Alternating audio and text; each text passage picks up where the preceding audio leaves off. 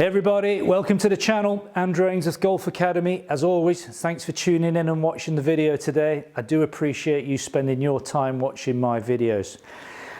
I posted the review yesterday, I think it was, on the new Mizuno, or Mizuno, depending on where you want to say it, JPX 919 hot metal iron.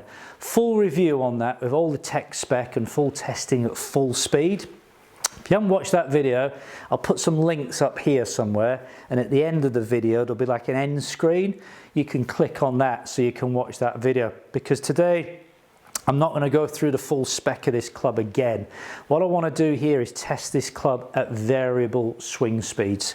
So what I'm going to do is play around with some different shafts and some different speeds, which hopefully will be relevant to how you swing the golf club. So stay tuned and we'll have a little bit of fun with some variable swing speeds.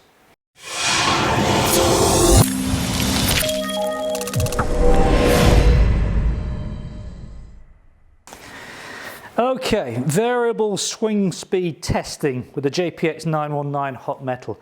I'm going to start off with this shaft, the Project X LZ. It's called a 4.0 A-Flex. For those of you who are not sure about what A-Flexes are, this is regular, okay, up here, and this is ladies down here. And right in between these two shafts sits A-Flex. It's really good for swing speeds, I find, of 65-ish, 65, 70 miles an hour, around that mark. Golfers, male or female, who are looking to maybe get a little bit more out of the shaft, maybe struggling for a little bit of height. A-Flex shafts generally have a very low kick point to help get the ball airborne. So, you know, if you're a golfer who's round about 65, 70 mile an hour club speed, this could be a good shaft to go with. Now then, I'm going to try and attempt to hit this golf club around about 65 to 70 miles an hour. You're going to have to be patient with me here, folks, because slowing the swing speed down can be quite tricky, but we're going to give it our best shot. So let's dive in and hit a couple. A little bit fat, that one. It's a little bit heavy, but I've got a feeling that might drop in at around about the club speed I'm looking for. Bit quicker than I anticipated, but we're going to dive in and take it. So it was a little bit fat, so the strike wasn't brilliant, but we'll check it out. 72.5 miles an hour club speed. Spin rate stayed up pretty well at 52.75, launch angle about 20, and the thing I think that most of you are interested in is carry.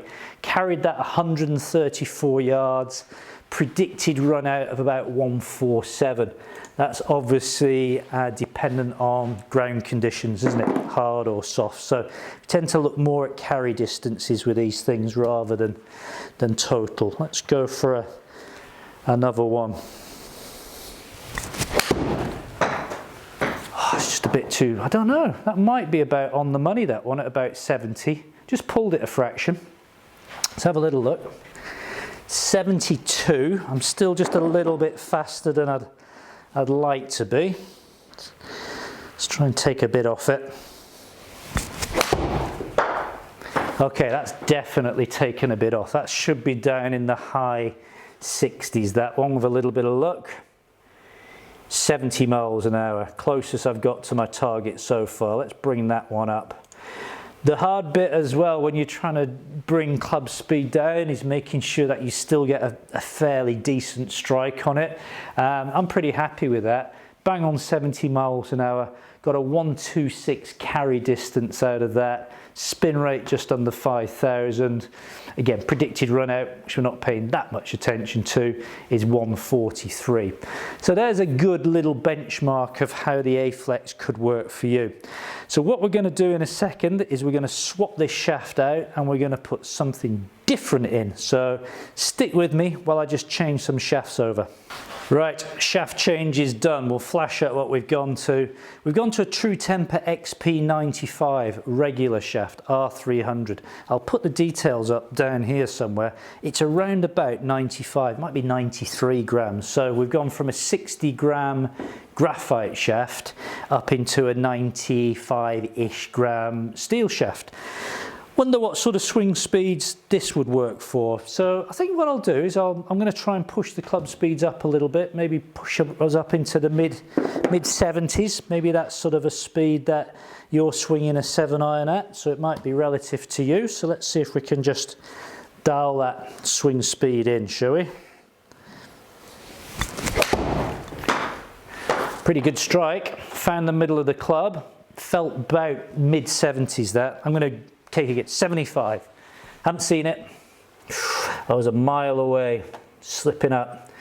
That was good. That's the one I'm after. So let's bring you up some performance numbers on that one. 76.1 miles an hour.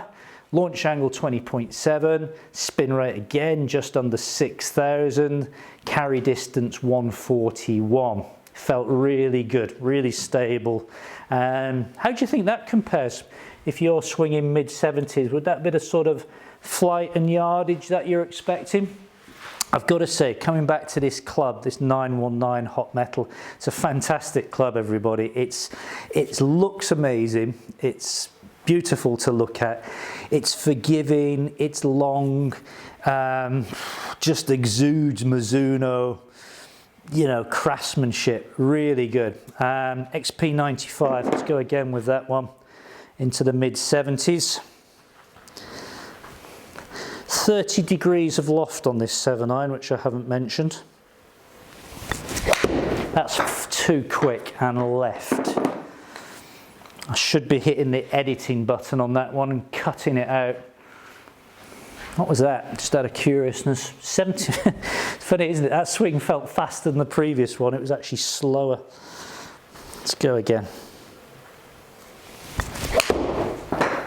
That's good. I think I've pushed that one up a little bit into the high 70s, which is what I want to do. That could be approaching 78, 79. I've gone to 81.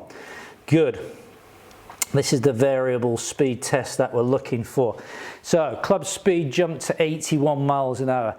Absolutely perfect sort of club speed for a regular, fairly lightweight shaft, I find, when I'm fitting 80, high 70s, 80 miles an hour. Spins come off a little bit, 5,200.